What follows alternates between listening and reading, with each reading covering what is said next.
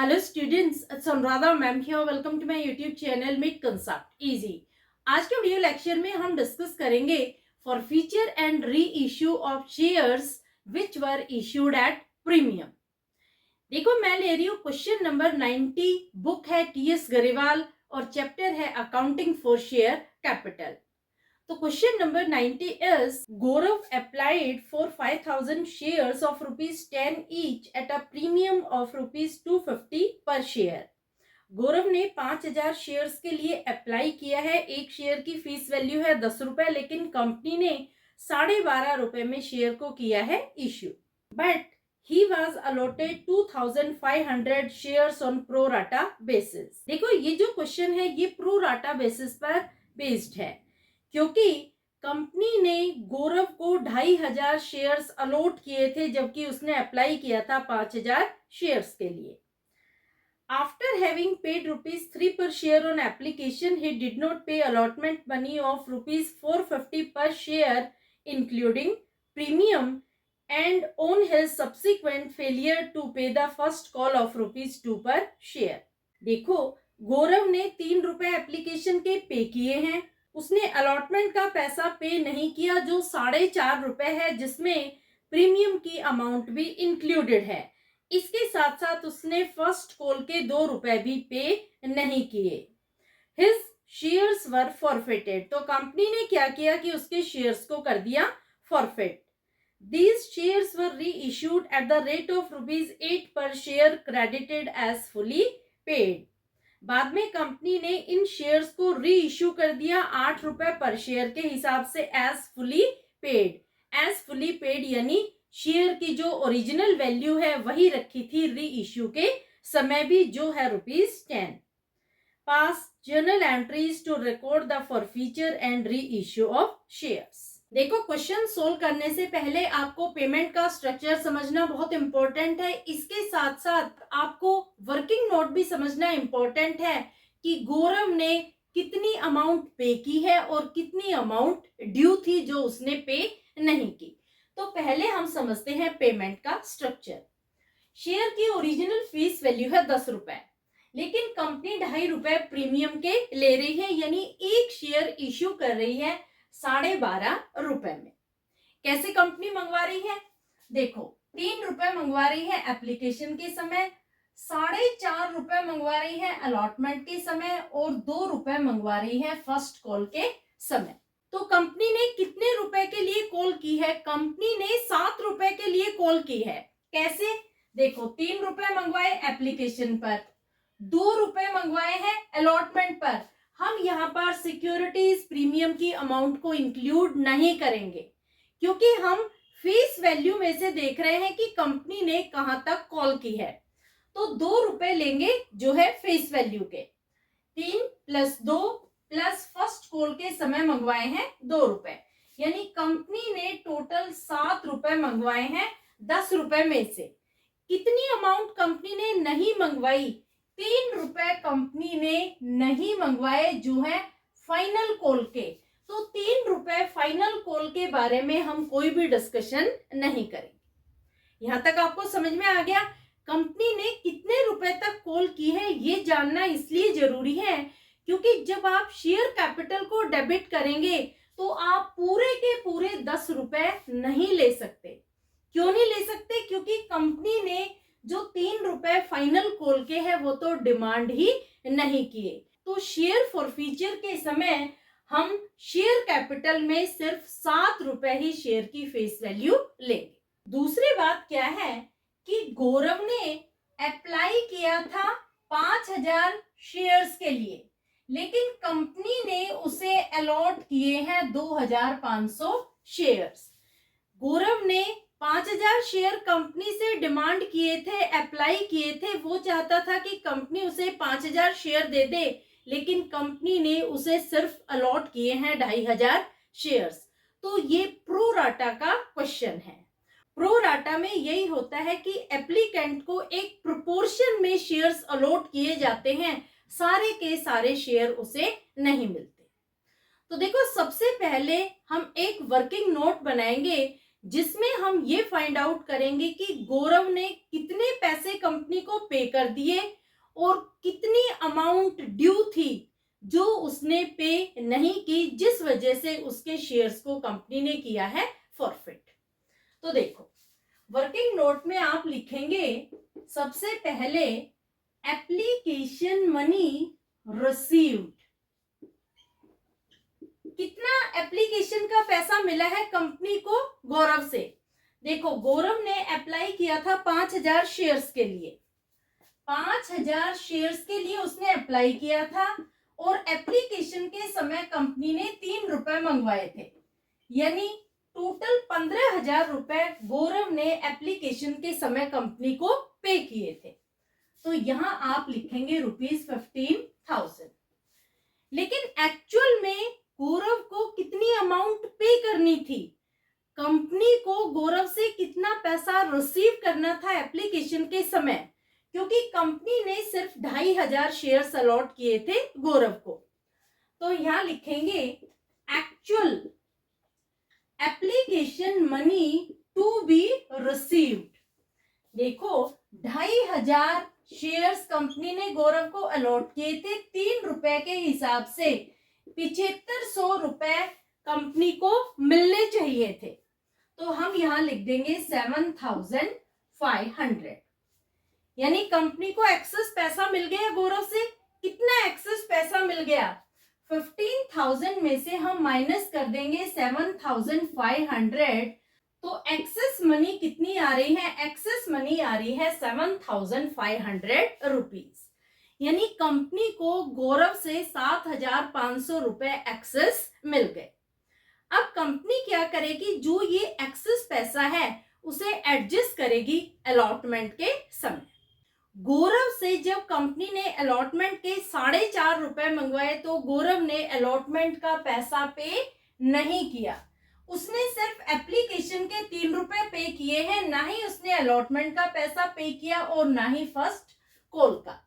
पहले हम कैलकुलेट करते हैं अलॉटमेंट मनी ड्यू ऑन गौरव। गौरव को अलॉटमेंट के समय कितना पैसा कंपनी को पे करना था जो उसने पे नहीं किया। देखो, कंपनी ने गौरव को 2,500 शेयर्स अलॉट किए थे और अलॉटमेंट के समय कंपनी डिमांड कर रही है 4.5 रुपए। ध्यान देने की बात क्या है कि जो ये 4.5 रुपए हैं, इसमें 2 रुपए है शेयर कैपिटल के और 2.5 रुपए है सिक्योरिटीज प्रीमियम के।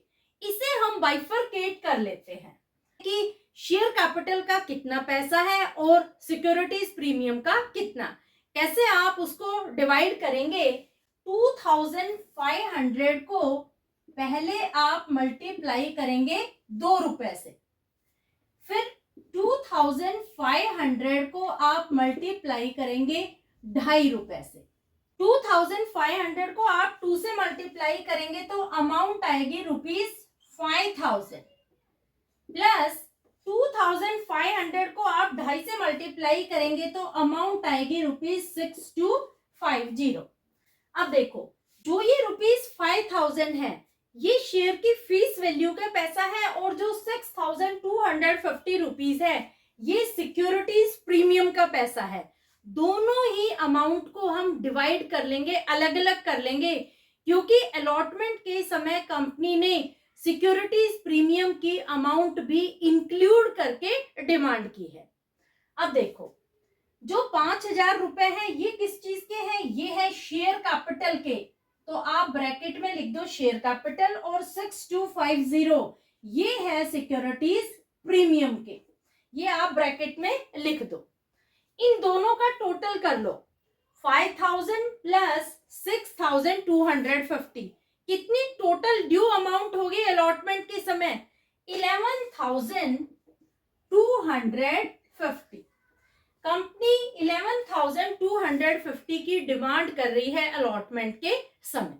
देखो, जब कंपनी एक्सेस एप्लीकेशन मनी को एडजस्ट करती है तो पहले शेयर की फेस वैल्यू में पैसा एडजस्ट होता है, और अगर अमाउंट बच जाती है, कोई रिमेनिंग अमाउंट है, तो उसे सिक्योरिटीज प्रीमियम में एडजस्ट किया जाता है। तो कैसे हम एक्सेस एप्लीकेशन मनी को एडजस्ट करेंगे? देखो 7,500 रुपए एक्सेस एप्लीकेशन मनी है। इसमें शेयर कैपिटल और सिक्योरिटीज प्रीमियम दोनों का अलग अलग पैसा एडजस्ट किया जाएगा। कैसे आप एडजस्ट करेंगे? पहले आप 5,000 रुपए एडजस्ट कर देंगे जो है शेयर की फेस वैल्यू के। अब देखो पूरे के पूरे 5,000 रुपए एडजस्ट हो गए हैं शेयर की फेस वैल्यू में, यानी यहाँ पर कोई भी बैलेंस नहीं बचा, बैलेंस बचा है निल। जो रिमेनिंग अमाउंट है एक्सेस एप्लीकेशन मनी में से उसे हम एडजस्ट करेंगे सिक्योरिटीज प्रीमियम के अमाउंट में। रिमेनिंग अमाउंट कितनी है? 7,500 में से जब आप 5,000 माइनस करेंगे तो बैलेंस आएगा 2,500। ये जो 2,500 रुपए है इसे आप एडजस्ट करेंगे सिक्योरिटीज प्रीमियम की अमाउंट में से। तो यहां हम करेंगे माइनस 2,500। तो देखो बैलेंस आएगा 3,750। ये अमाउंट है, ये है नोट पेड बाय गौरव। समझ आया? अलॉटमेंट के समय गौरव ने 3,750 रुपए पे नहीं की। ये आपको ध्यान रखना है किस तरह से आपको कैलकुलेशन करनी है।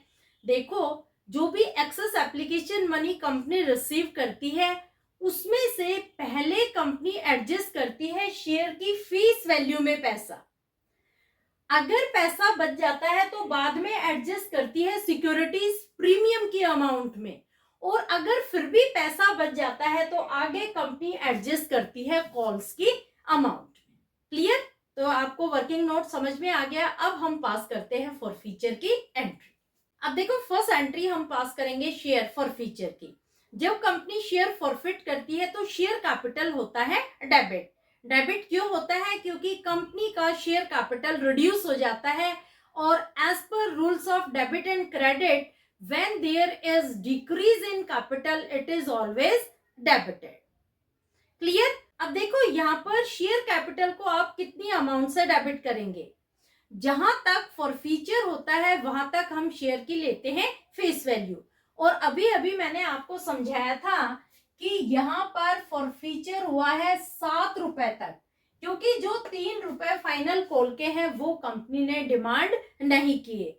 जो सिक्योरिटीज प्रीमियम के 2.5 रुपए है उसे हम यहाँ पर कर रहे हैं इग्नोर, क्योंकि शेयर कैपिटल में कभी भी सिक्योरिटीज प्रीमियम की अमाउंट को ऐड नहीं किया जाता। सिक्योरिटीज प्रीमियम की सेपरेट एंट्री पास होती है, सेपरेट अमाउंट शो की जाती है।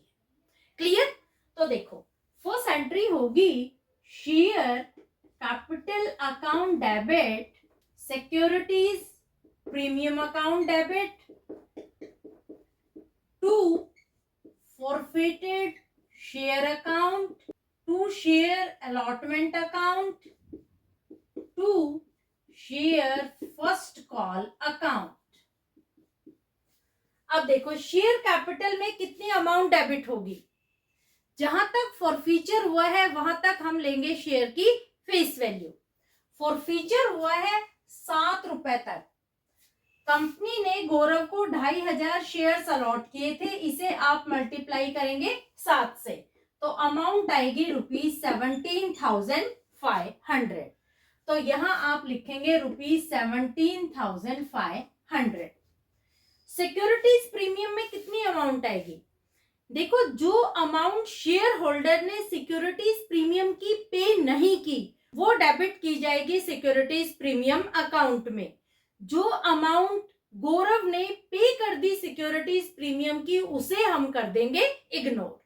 तो कितना पैसा गौरव ने सिक्योरिटीज प्रीमियम का पे नहीं किया?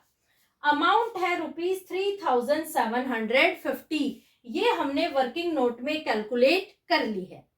तो आप सिक्योरिटीज प्रीमियम को डेबिट करेंगे ₹3,750। समझ आ गया? अब देखो फॉरफिटेड शेयर अकाउंट में कितनी अमाउंट आएगी? जो पैसा गौरव ने पे कर दिया वो आएगा फॉरफिटेड शेयर अकाउंट में। देखो गौरव ने कितना पैसा पे किया था? गौरव ने सिर्फ एप्लीकेशन के समय पैसा पे किया था 15,000 रुपए, लेकिन यहाँ पर पूरे के पूरे 15,000 आप नहीं दिखा सकते, क्योंकि इसमें सिक्योरिटीज प्रीमियम की अमाउंट भी इंक्लूडेड है। मैंने आपको जो वर्किंग नोट बनवाया है उसमें मैंने आपको सिक्योरिटीज प्रीमियम की अमाउंट जो 2500 रुपए है वो एडजस्ट करवाई है। तो टोटल अमाउंट गौरव ने पे की थी 15,000 रुपए। कैसे 15,000 रुपए, ये वर्किंग नोट में मैंने आपको बता दिया था कि 5,000 शेयर्स के लिए उसने अप्लाई किया था और 3 रुपए के हिसाब से उसने दिए थे 15,000 रुपए।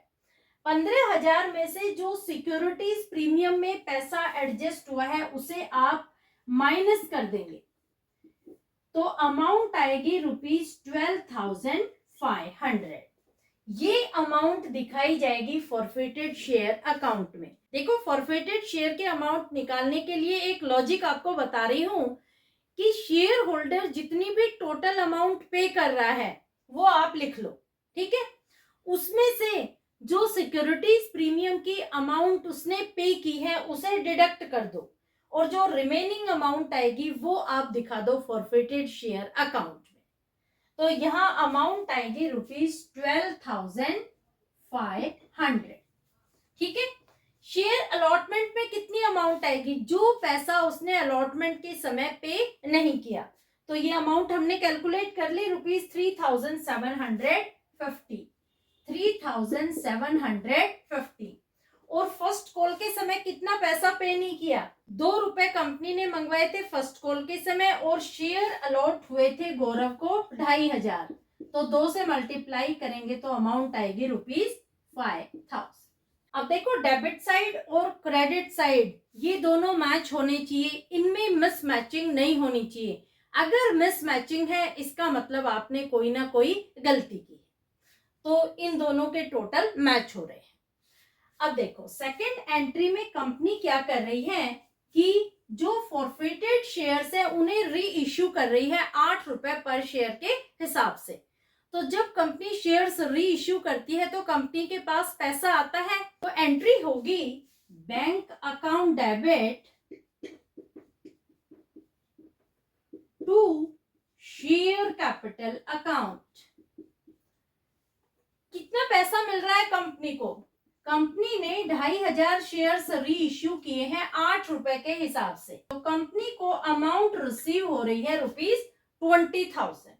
तो आप बैंक को डेबिट करेंगे ₹20,000 से।